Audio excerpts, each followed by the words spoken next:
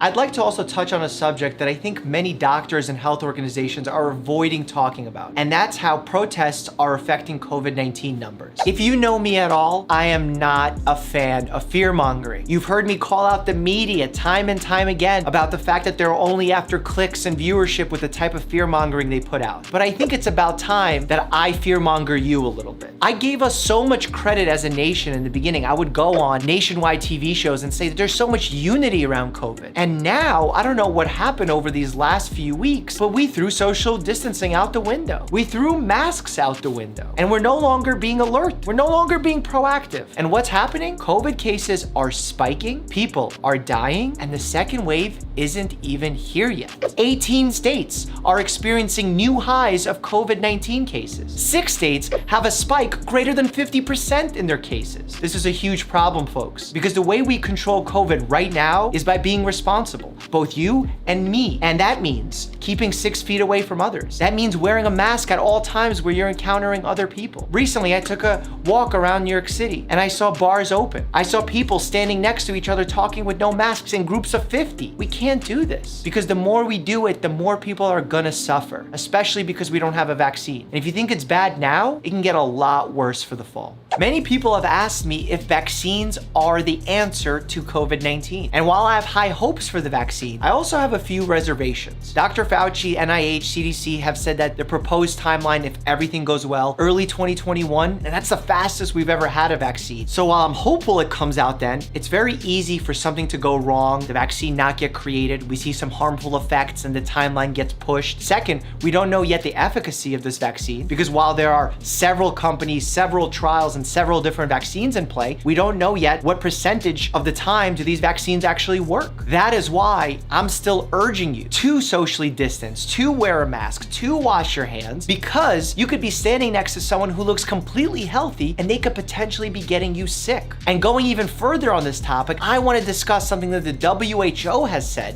which has made my blood boil. The WHO issued this statement last week, and it confused a lot of people. Take a listen. From the data we have, it still seems to be rare that an asymptomatic person actually transmits onward to a secondary individual. This confused everybody, even doctors. We were all confused as to which research they were talking about. Most people, like Joe Rogan, took it this way. Now this comes out today it basically said if you're asymptomatic, you can't transfer it as easily as they thought. It's almost impossible. So all that worry that we were about kids giving it to their grandmothers, they're not gonna do that. That was the only reason why stores are shut down. This is a prime example of poor scientific communication. Let me explain. Asymptomatic means something different in technical terms than it does to you or I. This researcher was trying to explain that those who are asymptomatic, meaning aren't showing symptoms right now and will never show symptoms, don't usually spread COVID. But pre-symptomatic patients, those who are asymptomatic right now but will get sick later, can spread COVID quite quickly. To scientists, pre-symptomatic and asymptomatic are 2 different terms. To you and I, they're the same thing. The WHO quickly corrected this statement, and I understood the mistake that they made. It happens. As a large organization that is general public facing, they need to do a better job at clarifying these things. We need to be able to trust the WHO. I've consistently said on this channel to trust the WHO. YouTube pushes you to the WHO. Anything that would go against World Health Organization recommendations would be a violation of our policy. So we need to not lose trust in them. And the way that we do that is for them to avoid mistakes like this in the future. And speaking of mistakes, let's talk about my advice on masks early on in this pandemic. Here's a clip of me from mid-February talking about masks, and pay close attention to the words that I use. The CDC has been firm on this.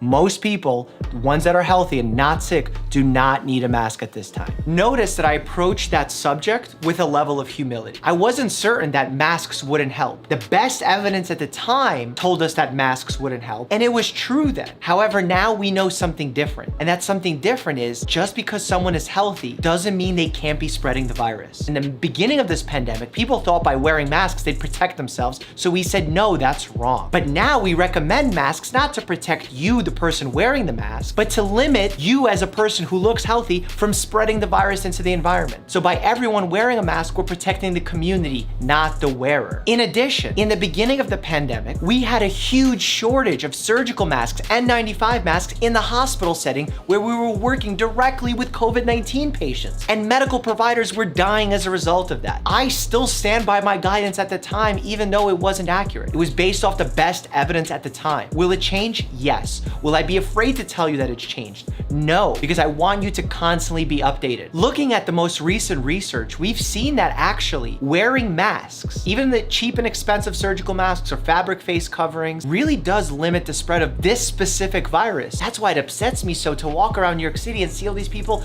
not wearing masks when they're in crowds of people. Look, if you're walking out into your backyard and no one's there, you don't need a mask. If you live in a remote area where you're not gonna run into anybody, you don't need a mask. However, if you're going out to a crowded area, you have to wear a mask. I'd like to also touch on a subject that I think many doctors and health organizations are avoiding talking about, and that's how protests are affecting COVID-19 numbers. We can't, as healthcare institutions, go out and say, hey, do not have any social gatherings unless you're protesting a just cause. We can't say that. That's not accurate. If you have a huge social gathering of thousands of people, you're putting your life at risk and potentially the lives of who you will encounter throughout your next days. When you're protesting, try and keep 6 feet away from others. If you're gonna be chanting or singing, make sure the mask is covering your face. For the next 2 weeks, do your best to stay away from vulnerable populations, those over the age of 60 or with immunocompromised states. And after you protest, please go and get tested, because the last thing we want you to do is to be one of those people who are asymptomatic or pre-symptomatic and are spreading this virus to thousands of people. The virus, unfortunately, doesn't care if there are racial injustices occurring in this country. I hate that these racial injustices occurring. The medical community stands with the protests, but we have to be objective and still say that by protesting, you're putting your life at risk. Look,